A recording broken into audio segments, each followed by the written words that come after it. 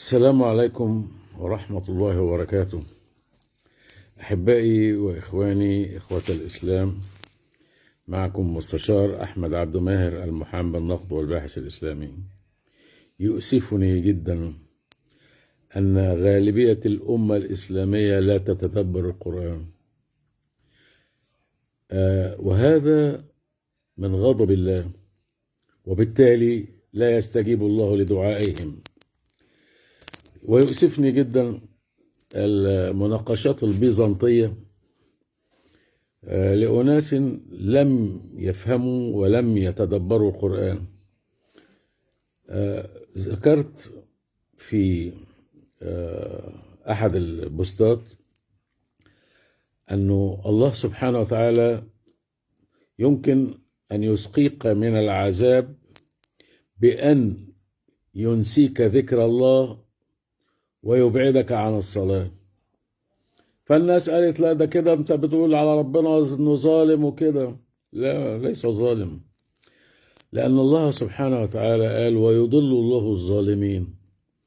يضل الله، خليك ظالم وانت هتلاقي نفسك بتنسى ذكر الله وبتنسى الصلاة. ادي كل الحكاية. فبالتالي ده تجهيز من الله ليك لتكون من أهل الجحيم بإذن الله. ادي كل الموضوع. المسألة مش مسألة ان انت ورثت الإسلام عن بابا وماما.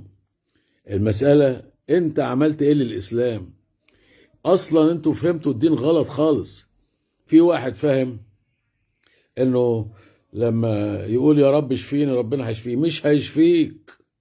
ليه؟ لانه ربنا بيقول انما يتقبل الله من المتقين. هل انت من المتقين؟ ما انتوا قاعدين تقولوا ربنا ياخد الامريكان ويهزم الصهاينه ويكسح المغول وكده، ومع هذا لا مؤاخذة معلش يعني ما انتوا شايفين. اللهم اذل الشرك والمشركين وبيرفعهم. والتليفون اللي في ايدك ده اللي انت شايفني منه ده احد صناعاتهم اللي بياكلوا بيها واحنا نجوع، علشان هم اللي بيخترعوا وهم اللي بيعملوا الدواء وهم اللي بيعملوا التلفزيونات وهم اللي بيعملوا التكييفات وهم اللي بيعملوا الكهرباء والإضاءة وهم اللي بيسخروا الهواء لكي ينقل لنا الصورة وينقل لنا الكلام في التلفزيونات وخلافه. مش كده ولا ايه؟ اذا يعني معلش نراجع نفسنا شوية. بلاش الغرور ده، وبلاش الغرور كمان بالبخاري بالذات. ده البخاري ده أسوأ وأحط كتاب في الكون. ليه؟ لأنه بيعاكس ويتضاد مع كلام الله. يعني ما تلاقيش حاجة بتتضاد مع كلام الله سبحانه وتعالى وتعظم إلا البخاري ومسلم وابن ماجه والترمذي والنسائي وابو داود وابن حنبل. الست كتب دول ده علاوة على إيه؟ على فقه الأئمة الأربعة. مش هم الأئمة الأربعة اللي قالوا إنه ليس على الزوج أجر طبيب ولا نفقة دواء لزوجته المريضة؟ مش هو ده دينك هو ده إمامك؟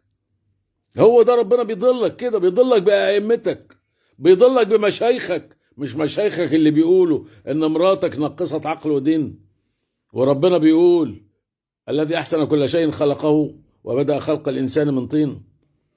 انتوا أصلا ماشيين في الطريق المعاكس ومش واخدين بالكم وفاهمين ان دام القرآن في البيت يبقى بركة، وادام بتطالعوا القرآن من غير ما تفهموا ولا كلمة يبقى خير كبير. ده عبط وهبل وارثينه عن الأجداد. احنا كلام ده عبط وهبل ورثناه عن الأجداد. لابد أن نتدبر القرآن كلمة كلمة. يعني عجبني فيديو واحدة بتقوله، سيدة من اللي انتوا بتقولوا عليهم ناقصات عقل ودين، بتقول انه اخوة يوسف لم يلقوه في البئر لكن القوه في غيابات الجب. غيابات جب البئر غير البئر. البئر كان هيغرق ويموت، انما غيابات الجب دي حتة كده نتوء او حفرة جوه ارض، جوه جدران البئر.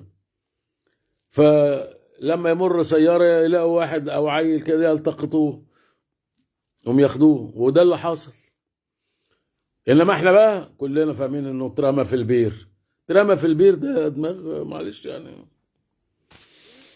هناك فرق بين يلقيه في البئر ولا يلقوه في غيابات الجب يلتقطه بعض السيارة إن كنتم فاعلين. هذه مش هو ربنا قال كده؟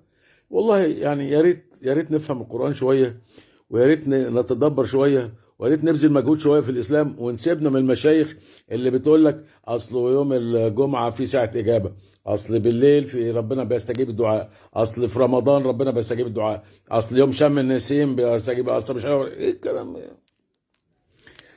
ربنا يهديكم، ربنا يهديكم، ربنا يهديكم.